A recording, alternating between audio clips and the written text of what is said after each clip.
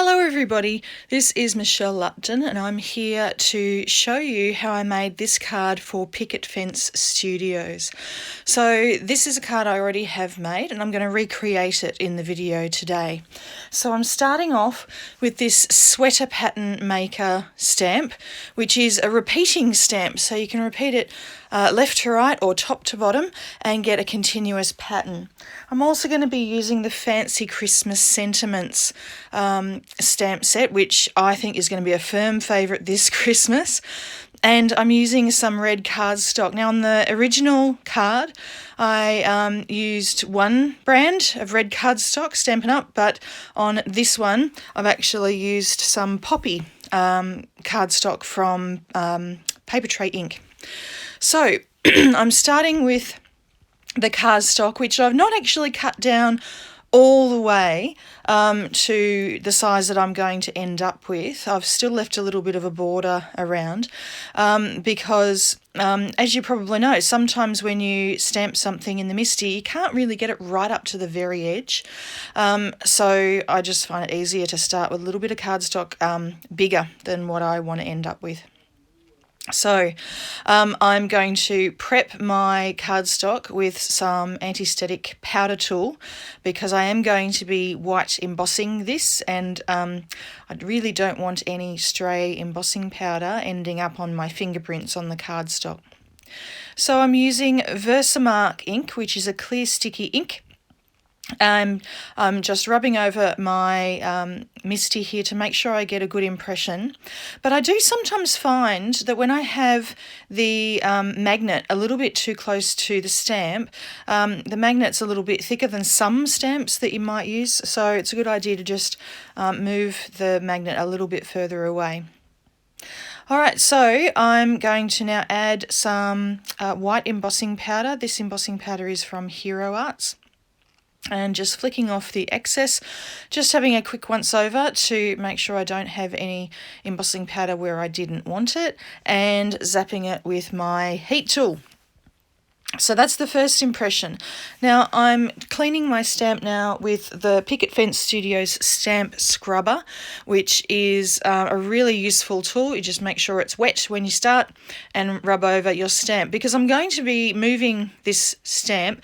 Now you can move your cardstock and stamp again, but because I'm making a slimline card, moving the cardstock would have meant the cardstock was sticking out from the edge of the MISTI. Now you can do that, but I just find it easier, especially with these stamps that you need to line up, and you can see my big fat head's getting in the way there as I'm lining up the stamp. It's just a whole lot easier if your cardstock is flat. So I much prefer to clean off my stamp and start again from scratch. So again, powder tool to prep the cardstock, Versamark ink on the stamp, rub it over nice and making sure I cover all of the corners and in the middle, adding some white embossing powder and then zapping it with my heat tool, so same as before.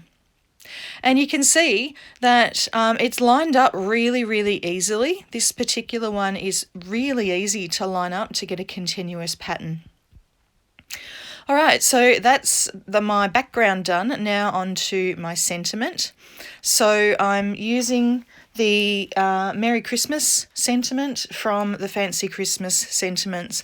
Now when Picket Fence Studios started releasing these stamps called Fancy Sentiments, I was so excited because this is just my style of sentiment. I love them, and I'm so happy that there are actually multiple stamp sets out. And when I saw that there was a Christmas one, I thought, that's it. Every single Christmas card I make this year is going to end up with one of these sentiments on it. It's just that kind of stamp set. And yeah, so I'm doing the same thing. So prepped with my powder tool, inked with Versamark ink. I didn't bother with my MISTI this time. I just used an acrylic block and added some white embossing powder and heated up. Now I'm getting rid of that powder tool.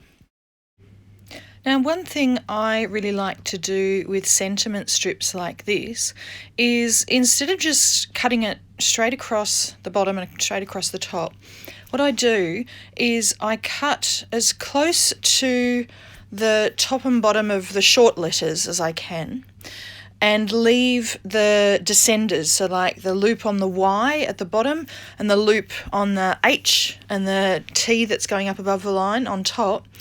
And then I come back and cut around those with my scissors, so fussy cut around them.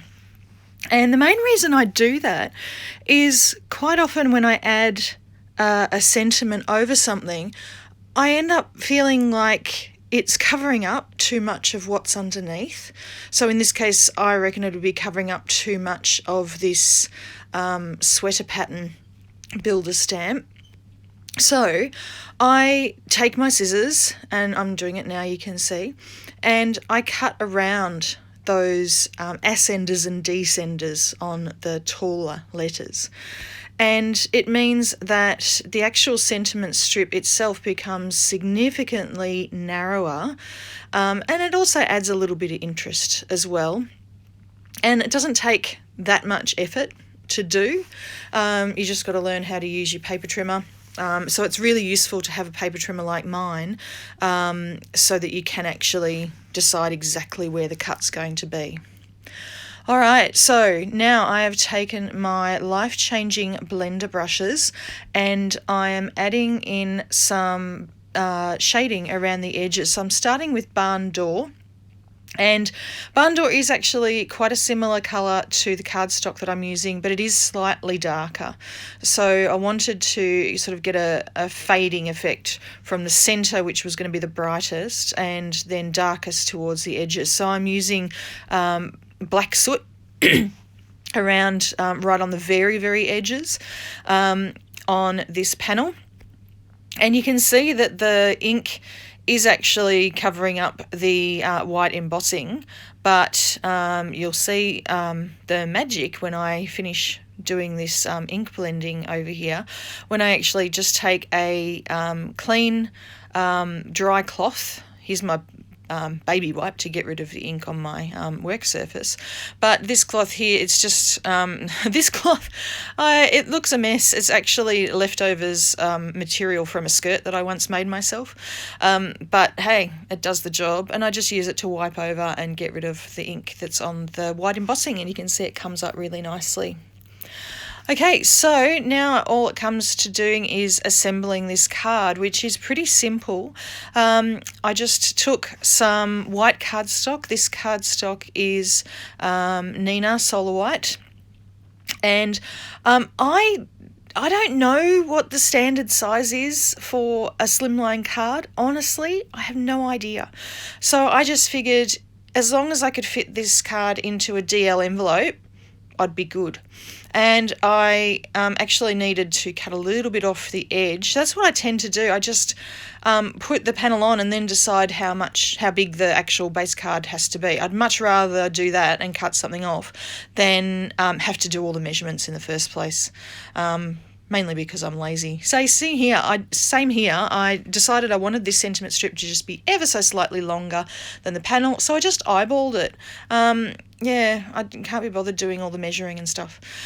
There were a couple of little spots of embossing powder that still were being a little bit frustrating, so I just got my my blade, my little craft knife, and scraped them off. And that's pretty much it. When I lined this up, which is very easy to do with the pattern, and stuck this down with my tape runner, and that's the card for today. So thank you very, very much for watching, and I hope to see you back again next time. Bye!